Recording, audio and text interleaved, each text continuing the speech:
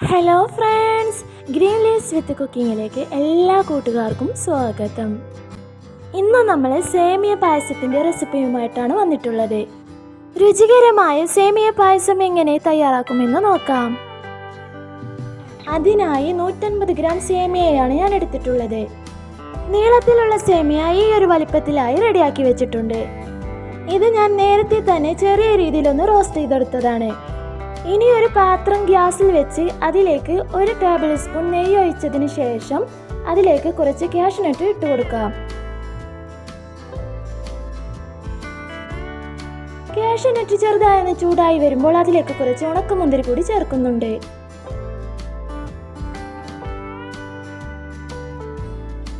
ഇത് റെഡി ആയിട്ടുണ്ട്. ഇനി ഇത് മറ്റൊരു പാത്രത്തിലേക്ക് മാറ്റാം.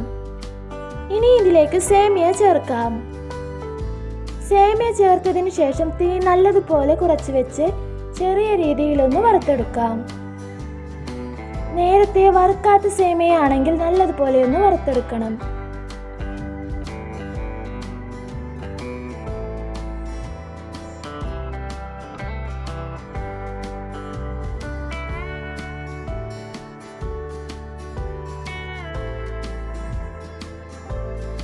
സേമിയ ഇത്രമാത്രം വറുത്തെടുത്താൽ മതിയാവും. ഇനി നമുക്കിതിലേക്ക് പാല് ചേർക്കാം.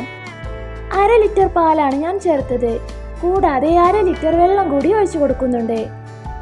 ഇനി മീഡിയം ഫ്ലെയിമിലിട്ട് ഇതൊന്ന് തിളപ്പിച്ചെടുക്കാം. പാലൊഴിച്ചതിന് ശേഷം നല്ലതുപോലെ ഒന്ന് മിക്സ് ആക്കി എടുക്കാം. തിളക്കുന്നത് വരെ പാലും സേമിയയും നല്ലതുപോലെ ഒന്ന് ഇളക്കി കൊടുക്കാം. തിളച്ചതിന് ശേഷം ലോ ഫ്ലെയിമിലിട്ട് വീണ്ടും നല്ലതുപോലെ മിക്സ് ആക്കി എടുക്കാം.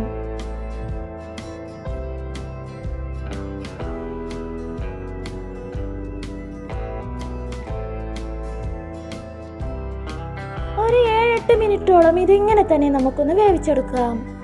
പായസത്തിലെ വെള്ളമെല്ലാം വറ്റി പായസം നല്ലതുപോലെ തിക്കായിട്ടുണ്ട്. ഇനി നമുക്കിതിലേക്ക് 1/2 ലിറ്റർ പാല് കൂടി ഒഴിക്കാം. പാലൊഴിച്ചതിന് ശേഷം വീണ്ടും നല്ലതുപോലെ മിക്സ് ആക്കി എടുക്കാം.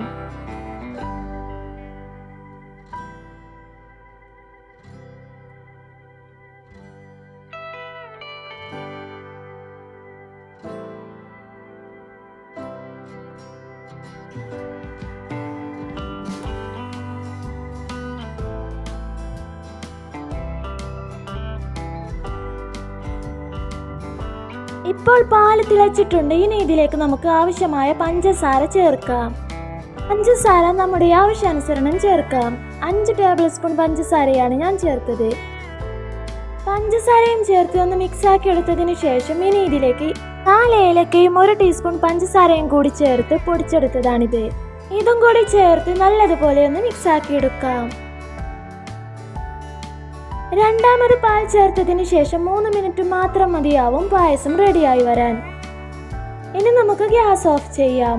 ഈ ഒരു സമയത്ത് നിങ്ങൾക്ക് വേണമെങ്കിൽ ഇതിന് മുകളിലായി കുറച്ച് നെയ്യ് കൂടി ചേർത്ത് കൊടുക്കാം. ഞാനിപ്പോൾ നേരത്തെ നമ്മൾ വറുത്ത് മാറ്റി വെച്ച കാഷ്നട്ടും കിസ്മിസും മാത്രമാണ് ഇതിലേക്ക് ചേർക്കുന്നത്.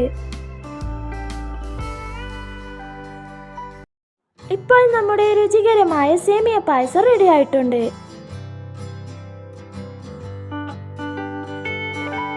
വീഡിയോ നിങ്ങൾക്ക് ഇഷ്ടമായെങ്കിൽ ലൈക്ക് ചെയ്യാനും സബ്സ്ക്രൈബ് ചെയ്യാനും മറക്കല്ലേ. ഇനിയും അടുത്തൊരു നല്ല റെസിപ്പിയുമായി മറ്റൊരു ദിവസം കാണാം.